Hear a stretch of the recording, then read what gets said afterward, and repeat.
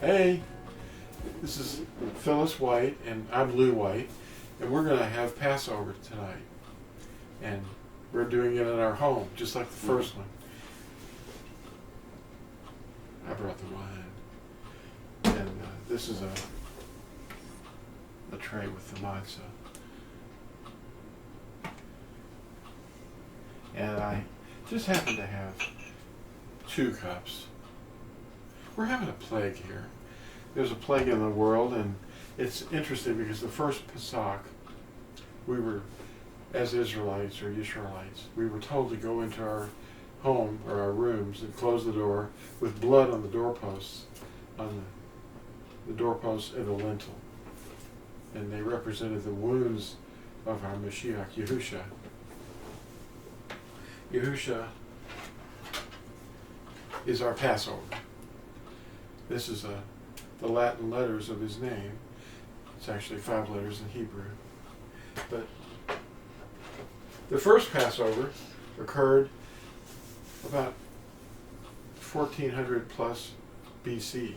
People that are watching this that may be Christians or others, they don't know what we're doing. But we're recognizing the death of our Mashiach, Yahusha, whenever we do this.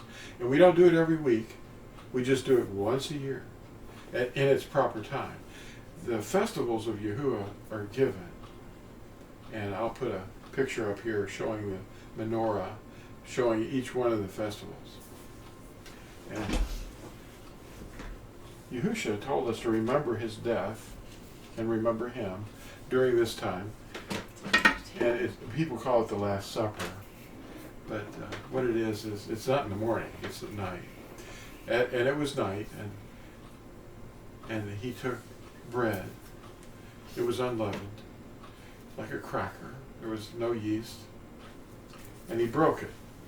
And he said, "This is my body." It represents his body.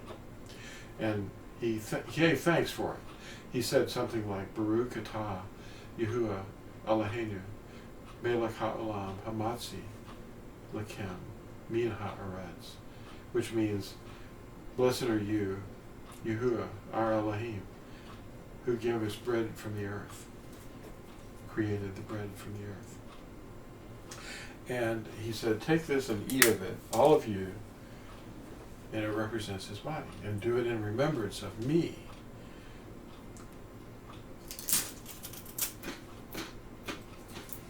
And if you read the details, you're supposed to take bitter herbs like this. If my vocal cords stop, it's this horseradish. And the parsley, the bitter herb. The parsley and the horseradish both represent bitter herbs.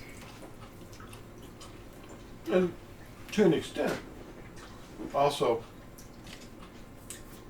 to put the blood of the lamb on the doorpost and the lintel using herbs.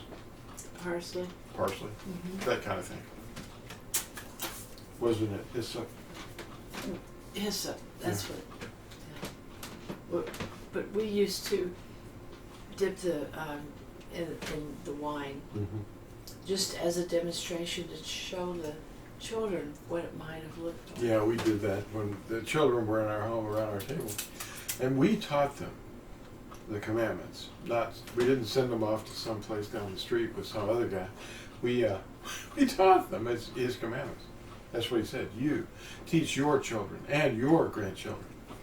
Don't send them off to some other guy. And That's then they will teacher. Ask a question. And what is that question? Why do we do this? Why do we do this? What does this mean? And we're explaining it to you right now. Those of you that don't know. And we just observe his death on this night. The beginning of the 14th is the time that he started to die. He didn't die actually until the middle of the afternoon, but he began to die. And that was represented by the blood and the sweat that came out of his forehead as he was praying. Let this cup pass from me, if you were willing to. But not my will, but yours be done. And so that's what he was doing, and he wanted his disciples to stay awake with him and watch, because he knew what was coming. So then he took a cup with wine in it. This is it. Oh, I heard that. And he said a blessing. Baruch atah Yahuah Eloheinu melech haolam borei pri hagafen. In other words, who created the fruit of the vine. There's yours. And he said, this is the cup representing my blood of the renewed covenant. Not animal blood. That was the old covenant, placed beside the ark, written on a scroll, Deuteronomy 31, verse 26. And that wasn't the Ten Commandments that was nailed to the crux. It was the list of our crimes. And his blood covered all those crimes.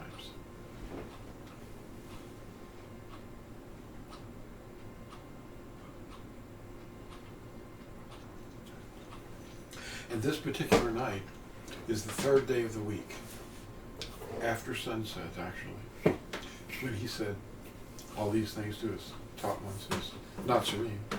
He said, I am the vine, and you are the Nazarene, the branches. So what was the association you wanted to ask me? What was that? Well, why would his death be tied in with celebrating unleavened bread, which we know as being from the first Passover? So why is his death linked with that? The only answer that I can probably give is that makes sense from Scripture is that the first Passover was not something that you would want to go through, but because there was a lamb, and it was in Egypt. They were in captivity. They were under the authority, or teaching authority, of pagans. And the serpent king, of course, was called Farah. Pharaoh was the Greek. Farah, like Farah Fawcett. You remember that name? It's really Farah. And his authority was putting them under great stress. They were forced to work. They were slaved. They were enslaved. And Yahuah brought them out of that land by a mighty hand. He said, look, all these things that all he wanted them to do was let his people go. And Moshe was sent in there, and his brother Aharon, and spoke to the Pharaoh and said, let my people go. And Pharaoh said, well, okay. And then he didn't. And then all these plagues started happening, and it's real. Well, this plague that's happening in the worldwide situation, the theater of the world, is experiencing a plague. And they don't know what's causing it. It's about repentance. Read 2 Chronicles chapter 7. I think it's verses 13 through 22. He says, if I send an epidemic or a sickness into the land, it's because I want you to repent and obey me. Well, the world is not obeying him. They've thrown his commandments behind their backs and ignored him. They don't even know him. Pharaoh didn't know him. Who is Yahuah? I do not know Yahuah. That's what the Pharaoh said. Well, they came out by night on the 15th of that month, after the last plague. The last plague was the death of the firstborn, even in the Pharaoh's house. The heir to the throne, the firstborn, was slain. So the lamb is the firstborn of Yahuah. The only, he's the first fruits, and the firstborn of Yahuah, the only begotten son that Yahuah created a body to inhabit. Read Hebrews 10. He created a body for himself, and he offered himself and his blood to cover the sins of the entire world throughout all time once. And after they left, there was a 7-day period when Pharaoh was catching up with them. And on the 7th day, they went through the water, and that washed them They weren't wet, but they went through the water on dry ground. Farah and his armies perished, the greatest army on earth. And there was no more danger for his people. And there was a mixed multitude there. So if anybody tells you it was only the tribes of Yisrael, it wasn't. It was a mixed multitude. And all the other tribes were there. They weren't just Jewish people. They weren't just the one tribe of Yehuda. And they came out, Aharon and Musha, or Moses, wasn't of the tribe of Yehuda. They were Lewi, the tribe of Lewi, the priestly tribe. Now, on the seventh day, that after they left, that's the last day of matzah. And what is the matzah represented? How is it associated with the lamb and the lamb's blood? Well, the lamb's blood was on the lintels, and that was a sign of protection, because Yahuah went through the land at midnight and slayed the firstborn. And there's a firstborn feature there too. But what's the unleavened bread mean? Well, unleavened means that you don't have in your head leaven. The men's teachings. Yahusha's disciples responded to Yahusha when they were getting in a boat and saying, he said, beware the leaven of the Pharisees. Well, he was not talking about bread. He said, are you so thick? I'm not talking about bread. I'm talking about the teachings that have misguided you. Your teachers have misguided you. And you need to get that out of your head.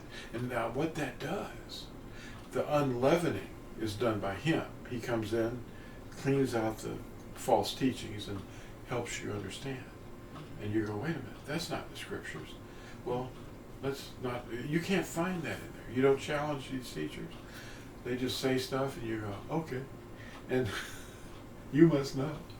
No, they don't. They're teaching you lies and futility. So, what we have to understand is that he's purging the leaven out of your mind. The leaven is an obedient thing to do. You do that. You don't have leaven in your homes. But that's a physical part of something that has got an object to it. Don't look just at the finger. You look at the finger, but you want to see what it's pointing to. And the object is the teachings that he's referring to with this unleavened bread. And that is to purge out all the rocks and nonsense, so that he's plowing this field and preparing the field, which is your body, where he's going to sow seed, the good seed, the wheat. Now, there's going to be an enemy that comes in and wants to put things back into your freshly unleavened mind, but that's the false teachers. They teach you things to keep you growing their ideas. And that's the idea. See, where are the Pharisees today? Well, rabbinical Yehudaism is a reflection of Akiba's rabbinical formulas and ideas. But more than that, the gurus, whatever they are, they're all out there. And they're coming out of seminaries and training camps, and they're coming out from under their guru, and they have all these rituals and ideas, and they have Passover every week. In the morning, they have a supper in the morning at sunrise, and this particular coming weekend, they're going to have a bunny thing going on called Easter, a fertility festival by the very name. Easter is the name of the Babylonian Earth Mother. Just look it up. Easter, etymology. And we don't want to do that, not to worship our Mashiach. And there's so many things that people misunderstand. So we've got matzah is preparing us for planting seed. Now, during first fruits, he's first fruits. He's also Passover. He is the Passover, Yahusha himself. He comes in, he cleans you out. You get the inside of your cup all cleaned out. And then the outside's clean too, because your behavior is good. and understanding. And other people might ask you, why do you do that? And your children might say, what does this mean? It's reminding us of Yahuah delivering us by a mighty hand and a strong arm from Farah, out of the land of Mitzrayim, the place where it was a teaching authority that was not good. And they were given the 10 Commandments at Sinai on the 50th day after first fruits. And first fruits is representing the resurrection of Yahusha. 3 days and 3 nights after he was entombed, after he died, he was put in the ground, or in a tomb, a borrowed tomb, and 3 days and 3 nights. 3 days and 3 nights. 72 hours. And he rose from the dead when no one was looking. It wasn't in the morning, it was actually after the end of the weekly Shabbat. And what happened then was no one saw him. You know, it was the wrappings just sort of caved in. They didn't get unwrapped, but the towel or cloth over his head was folded up. There were 2 messengers in that tomb with him, and they didn't. Well, you know the account is written down. You can just read it, but it was folded up where his head was, and the wrappings were still wrapped up. That was the thing that made it so amazing, because this was no magic trick. This was him coming through the wrappings in his resurrected body. Do you have a question? I'm just absorbed in the imagery that you just brought up. Yeah, there's so many things that we could bring up, but essentially it's, Sorry. Yeah. I was thinking about one thing. Yahuah did say that there will be a time when you will not think about when you were brought out of Egypt. Yeah. Because there's going to be something much more. Yeah, it's going to be so fantastic that the second Exodus is what people are calling it now, but in the second Exodus, we're just going to change. The dead that are in Mashiach throughout history are going to be raised, and that represents the bride. And then those that are alive, that are in Mashiach, that are sealed, that know his name, obey his commandments, are going to change in an instant. And then we're going to meet him as he's coming to the earth. He's coming back here. We're not going to go up into outer space. We're probably going to get taken like seized, like a bride would be seized, a raptus. But that's after the weeds are burned. The first to be raptused are the weeds. What? Yeah, rapture, they call it. But the rapture that Christians talk about is nothing like what it's going to be. The weeds are taken, the tares. See, there was an enemy that came in and sowed tares, weed seed. And the weeds look just like the wheat when they're first growing up. But then as they mature, you see the difference. And he's going to send his reapers, and he's going to remove the weeds first. And then, after that burning of the weeds, right before our eyes probably, he's going to gather the wheat into his barn, which is something that is coming down called the New Jerusalem. And he's going to put it where he wants it, and he's going to be the light inside of it. And we'll never need the sun anymore. It'll still be there, of course, but he's going to be much brighter. And we'll be shining too. We'll be glowing. And for 1,000 years, we're going to reign with him in us. And we'll not have any more questions. But right now, everybody's arguing about when is Passover. Passover is not a when. Passover is a who. It's Yahusha. And he's also the first fruits. He's in all the festivals. he's teaching us. The redemptive plan has been ignored. And people don't know what's going on because they've absorbed another teaching authority. And their heads are filled with leaven of men's teachings. And this is the night that he said, keep a vigil, watch. It's the night that he was, basically watching with his disciples, and they fell asleep because their bellies were full, and they were on the Mount of Olives, and that was then. That wasn't in Egypt, though. All of this points back to Egypt as a foundation, but the real thing, the real reality, that was a shadow. The plague is here now, and he's talking to us and you, and he's talking about another day that's a plague that's going to continue on and continue on until you and all of the world repents and keeps the commandments and listens to him.